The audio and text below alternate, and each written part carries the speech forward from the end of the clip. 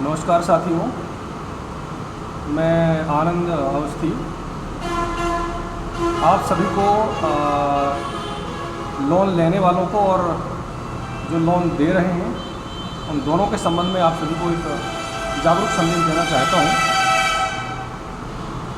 छोटे फाइनेंसर के रूप में बहुत सारी स्थितियाँ गंभीर होती जा रही हैं।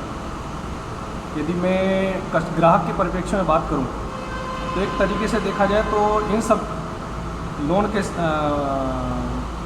सिस्टम में ग्राहकों को कहीं न कहीं शोषण होता है। ग्राहक बहुत ज़्यादा परेशान होता है, जो इस अनभिज्ञ हैं, जिनको कोई नॉलेज नहीं है, जिनको कोई जानकारी नहीं है, वो कहीं ना कहीं परेशान होते हैं। और कुछ फाइनेंस सेक्टर की मैं बात करूँ तो कुछ फाइनेंसर ऐसे हैं जो बहुत सरलता से, सहजता से ग्राहक का कार्य कर देते हैं। पर उसी में यदि कुछ मैं फाइनेंसर में बात करूँ लड़कों की या सीनियर्स की, तो बहुत ज़्यादा परेशान करते हैं और कहीं ना कहीं वो एक लूट का शिकार हो जाते हैं। तो इसी परिप्रेक्ष्य में आज मैं आप लोगों से मैसेज देने के लिए बैठा था। अभी मार्केट में देखा जा रहा है कि जो छोटे लोन प्रोवाइड करते हैं, जो 50,000 से लेके 2-3 लाख रुपए या 5 लाख रुपए तक की समथिंग ऐसी फंडिंग करते हैं, उन सब में ये देखा जाता है कि वो जो फोकस करते हैं वो अमूमन फोकस उनका पंचायत स्तर पर होता है या उन कस्टमर्स के बीच में फोकस होता है जो एक मिडिल क्लास के कस्टमर हैं, जिनको कोई नॉलेज नहीं है या जिनको बहुत ज़्यादा आवश्यकता है पर डॉक्यूमेंट्स नहीं है, उन सब के बीच में जाने का जो है प्रयास होता है और वहीं से जो है वो लीड अपनी जनरेट करते हैं।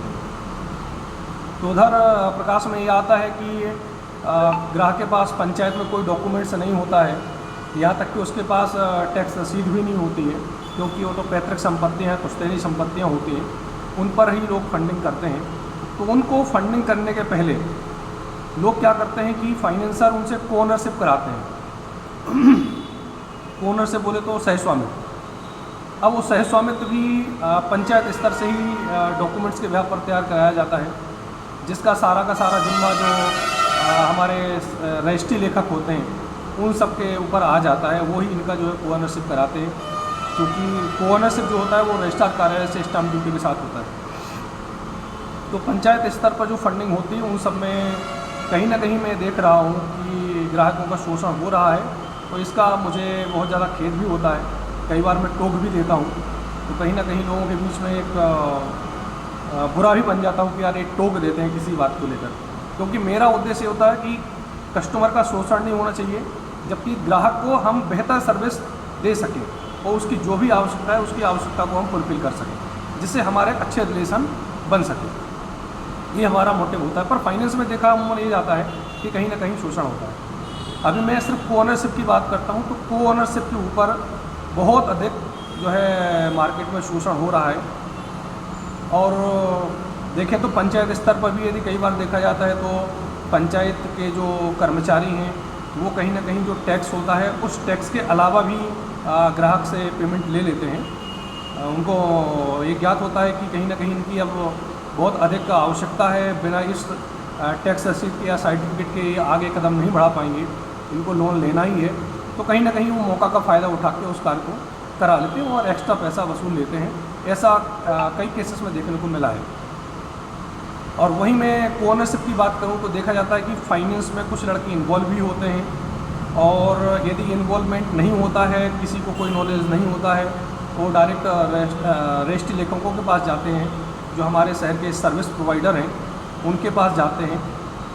तो वहाँ पर जो है वो कहीं ना कहीं लूट का शिकार हो जाते हैं, क्योंकि कोओनरशिप यानी कि सहस्वामित्व मतलब एक व्यक्ति की प्रॉपर्टी के साथ में, एक व्यक्ति के स्वामित्व के साथ में दूसरे व्यक्ति का स्वामित्व ऐड हो जाना, इसको कोओनरशिप बोलते हैं, सहस्वामित्व बोलते हैं। मतलब सहभागीदार उसको बना लेना प्रॉपर्टी, इसको हम सहस्वामित्व बोलते हैं।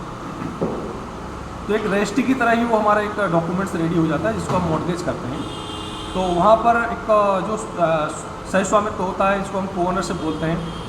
उस पर देखा जाए तो स्टाम्प ड्यूटी मात्र 1100 रुपये की स्टाम्प ड्यूटी लगती है, जिस पर देखें तो 1000-1500 रुपये का जो वेंडर अपना चार्ज ले लेते हैं। लेकिन देखने में ये आता है कि वो कोओनरशिप पर कहीं ना कहीं 7,000 रुपये, 8,000 रुपये, 10,000 रुपये, यहाँ तक कि 17-18 हज़ार रुपये भी कोओनरशिप के रूप में वेंडर्स और दोनों की सहभागिता के साथ ये वसूल हो जाते हैं। तो ये क्या है, कहीं ना कहीं ग्राहकों का शोषण होता है और ये बहुत ख़राब प्रैक्टिस कहीं ना कहीं फाइनेंसर के लिए या जो सर्विस प्रोवाइडर हैं उनके लिए होती है, क्योंकि ग्राहक का शोषण नहीं करना चाहिए, जबकि हमको उससे अपना रिलेशन बिल्डअप करके रखना चाहिए। लेकिन मौका की सब फ़ायदा उठाते हैं, चूँकि पंचायत स्तर पर जो ग्राहक है उसको उसका नॉलेज नहीं होता है और उस अनभिज्ञता के कारण ही लोग अपना मौके का फ़ायदा उठाते हैं और अपने इस कार्य को जो है आगे बढ़ा रहे हैं, जो ये बहुत ही गलत प्रैक्टिस है। तो मैं आप सभी को एक जागरूक करना चाहूँगा कि कभी भी यदि आप ओनरशिप करा रहे हैं, सह स्वामित्व करा रहे हैं, तो आपको ये ज्ञात होना चाहिए कि उसकी स्टाम्प ड्यूटी 1100 रुपये ही लगती है। वेंडर जो चार्ज लेते हैं या जो आपको सर्विस देते हैं, जैसे फ़ोटो बनाना, उसको ड्राफ्ट डीड तैयार करना, तो जाहिर सी बात है 1000 रुपये वो अपना उसका वर्किंग का ले सकते हैं, उसमें कोई शायद बुराई वाली बात नहीं है, जो उनका चार्ज बनता है वो ले सकते हैं। लेकिन इसके अलावा यदि कोई वेंडर या कोई फाइनेंसर में कोई बंदा इन्वॉल्व होकर कार्य कर रहा है, 7000 8000 रुपये लेके 10,000 या 17-18 हज़ार रुपये ले रहा है, तो कहीं ना कहीं ये बहुत गलत हो रहा है और इसका ग्राहक को या उसके जो भी संबंधी जो जागरूक हैं उसको कहीं ना कहीं इसका बहिष्कार करना चाहिए, इसकी कंप्लेन रेज करना चाहिए, जिससे इस सिस्टम में सुधार हो सके। तो एक ग्राहक को अति आवश्यक है, उनको अवेयर होना चाहिए, उनको जागरूक होना चाहिए कि हम यदि लोन लेने जा रहे हैं या डॉक्यूमेंट्स तैयार करा रहे हैं तो उस पर कितनी स्टाम्प ड्यूटी हमारी लगती है, उस स्टाम्प ड्यूटी का ब्यौरा हमको लेना चाहिए। और यदि उसके अलावा एक्स्ट्रा कोई हमारे से चार्ज लिए जा रहे हैं तो उस पर भी हमको कहीं ना कहीं कुछ मार्क लगना चाहिए कि भाई ये चार्ज जो ले रहे हैं वो किस बात का चार्ज है, इसका मेरे को प्रूफ तो दीजिए।